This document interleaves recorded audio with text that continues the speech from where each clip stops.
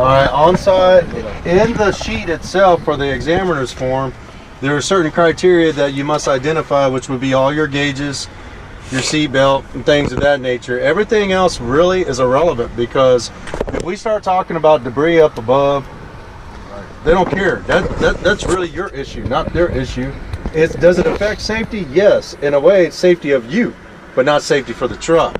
So when we talk about things, we want to make sure that it's safety orientated to the truck specific, so that way you get your accredited point that you rightly deserve. Okay, going into that, the other thing is I've heard some people talking about stuff on the floor. Okay, that's cool. That once again is your priority as a driver, to make sure your area is clean, just like an office. This is your office, man. You're gonna have to keep it clean in respect to what you're getting ready to do.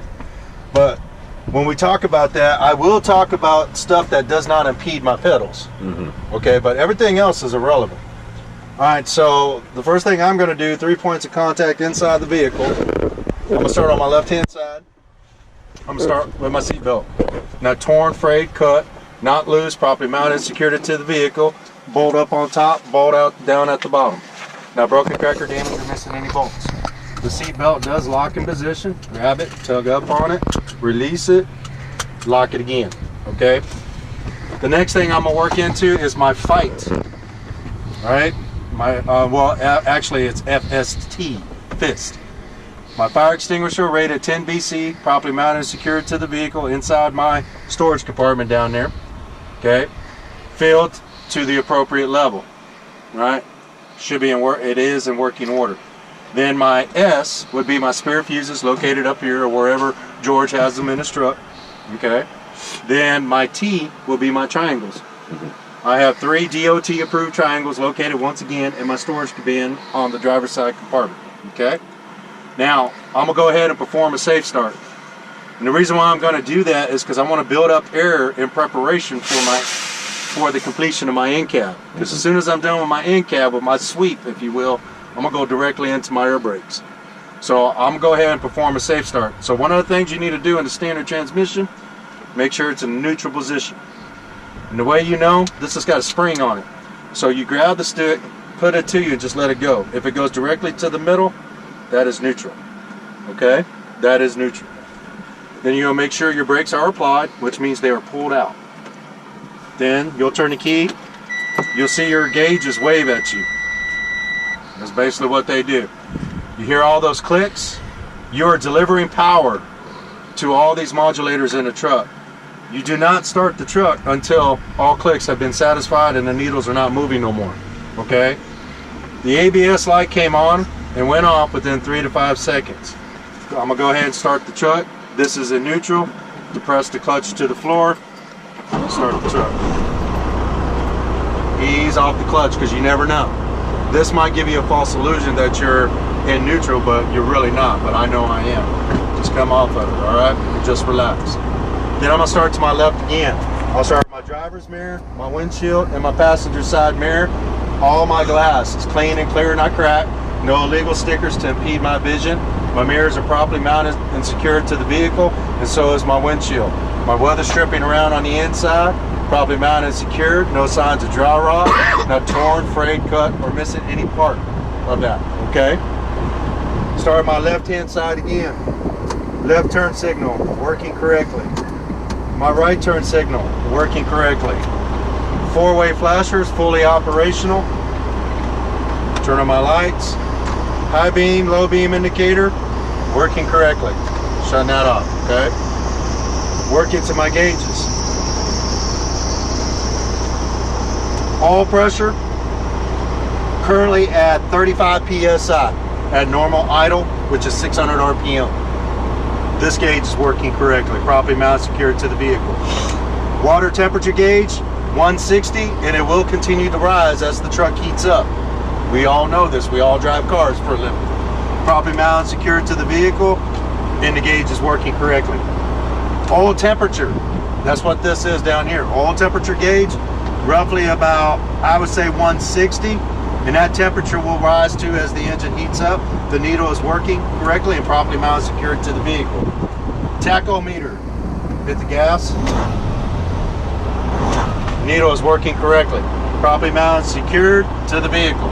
Speedometer, I will check during my service brake test, which I would have to move the vehicle to make sure that this is operational. Okay? My fuel, DEF tank. Now, it is not required that you tell them any of that. But if you want to, go ahead. Not gonna hurt anything. You're not gonna get no points for this. Fuel tank, I got enough fuel to conduct this test to include my DEF. My DEF, these 3 bars indicate 3/4 of a tank of DEF. Once again, I have enough of DEF to perform this test. Primary and secondary air tank, approximately about 125 PSI. Pressure is building because the truck is running, okay? Now, this gauge right here, I know you've already been shown. You don't have to talk about that, okay? So that works this side right here, and I'm gonna work my way up. My steering, no more than 10 degrees of free play on a 20-inch steering wheel. City horn, air horn, both are fully operational, working correctly. My windshield wipers properly mounted and secured to the vehicle. The rubber's intact, not torn, cut, frayed, or missing any part of the rubbers. And my windshield wipers are fully operational, and I have plenty of windshield wash in here. Okay? Scroll on across this way now, guys. Okay? Don't worry about that. Scroll across, boom, this is your last thing right here, gentlemen. Heater defroster, right? Yep. I'm gonna click this on for my defroster, put my hand up here. My defroster is fully operational, working correctly. Click this to that picture or that picture right there. Heater is working correctly also as well. So I just went this way, right? Now watch what I'm getting ready to do. On standard transmissions, you need to make sure you pull up on this stick, properly mounted and secured, and the stick wall is working correctly, allowing me to shift gears. Okay? Splitter is in a low setting for takeoff. Okay? Clutch, no more than 1 inch. No less than 1 inch and no more than 2 inches of free play on the clutch. That has to be identified. Okay? All right, now I'll work into my air brakes test. With the appropriate air pressure up to 125 PSI, I'll shut the engine off, turn the key to the on position.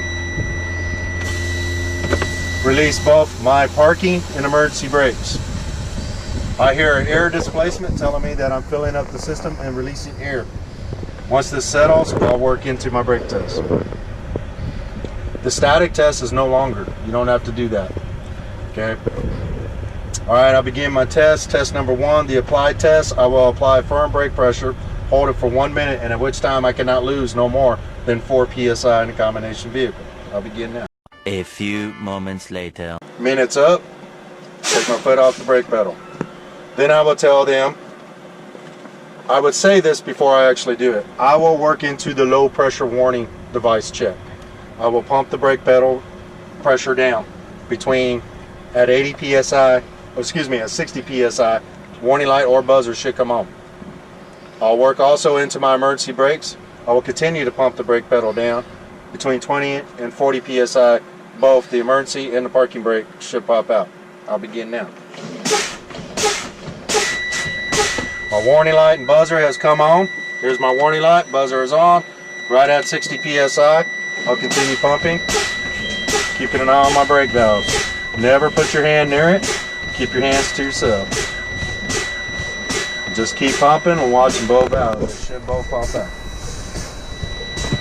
Boom, right?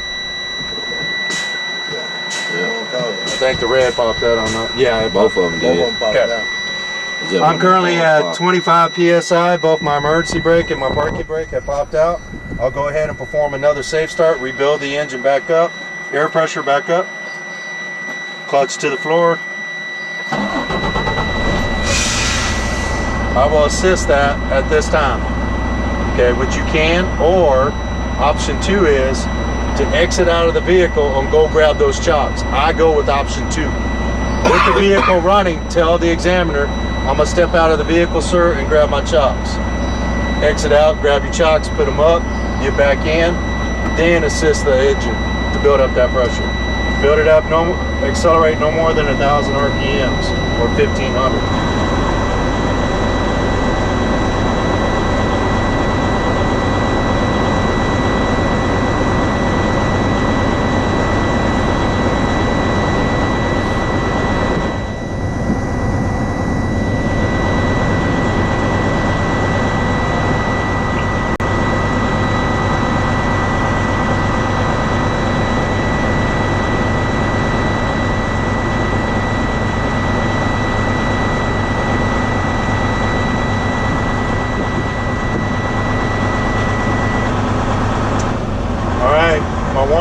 buzzer have went off because my pressure is building back up and it's beyond 60 psi. I always tell the examiner that.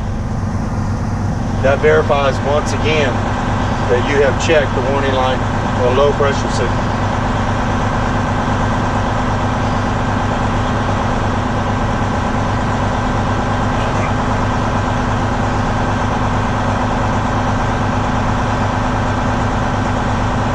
Alright man, so now I'm going to do the tug test. I'm going to check the braking system of each. Just remember, whichever one you push in, it doesn't matter which order, the one that is out is the system you are checking. So what you will do, I'm going to check my parking brake, which is on the truck, right? Okay. Alright, so I'll put this in low gear and boom, foot off the brake, ease off the clutch. About all the resistance you need. Yeah. Parking brake is working. So what'd you put it in? Neutral, Mike? What'd you put it in? Low gear. Low gear. See right here? Check it out. I just went over to me and down. First gear. Oh, you put it in first? One? Yeah. Okay. That's all you really need. You don't want to start off in too high gear because you're tugging on the brakes. Alright, so once that test is done, put this back in neutral. Now I'm going to check my trailer brakes. Low gear again. Put off the brake. Ease off the clutch. I ain't cover that motherfucker front.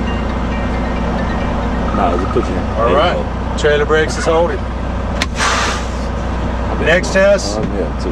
And tell them before you do it. I'm gonna drive 5 miles an hour, checking my speedometer to make sure it works. Right. Both hands on the wheel. I'm gonna come to a complete stop, and I should be able to stop in a straight line. If I do not, if it leans to the left or to the right, or if it swerves to the left or the right, could indicate a brake issue. You do it, and before you tell them this concludes my test, since I am new to this truck, I looked all over for it and I could not find it until I gazed my eyes here. There's something that I forgot, my battery voltage, 14.0. Yeah. Okay, so that would have been blended in if I knew it was there. Yeah. Into the dash check. Okay, see how I did that? You can act, that will happen to some of you missing something. You just tell your examiner, oh hey man, I forgot to talk about my batteries. There it is, 14.0. I got a good charge on this truck. So now that I've done that, I will honk my horn. I will say this completes my pre-trip inspection.